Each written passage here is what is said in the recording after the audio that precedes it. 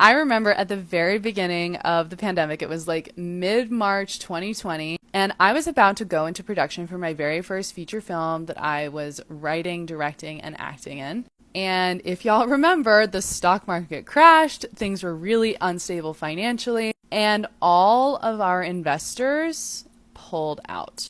We were literally like 2 weeks away from filming, and all of a sudden, all of our resources were gone. And I remember getting coached by my coach mentor, Brooke Castillo, and she was just like, yeah, it's hard to make a movie. If it wasn't, then everyone would be doing it. And that really struck me because I've done a lot of hard things. But the truth is, becoming famous and making a living as an artist, creative, or influencer is the coolest thing in the whole fucking world. So there's gotta be some skin in the game, otherwise everyone would do it. So it does mean living with a good amount of discomfort, making difficult decisions, investing in yourself, letting go of people-pleasing tendencies, putting really vulnerable work out into the world. And our brains are wired against us doing this. If you think about, like, we're wired for survival, just like cavemen and women were wired to just stay with their tribe, to not go out, not do anything dangerous, because that would lead them to being alone, which could make them really susceptible to literal death.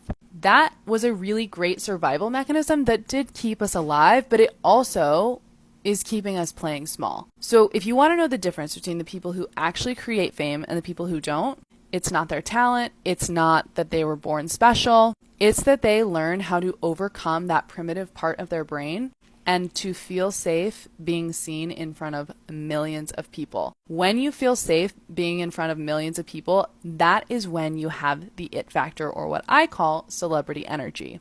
That is when at the subconscious level, you know that you are safe to put your voice out there, to put, let's say, your music or your writing or, your coaching program or whatever it is. Because until you feel safe doing those things at the subconscious level, your dreams are just going to stay in your head.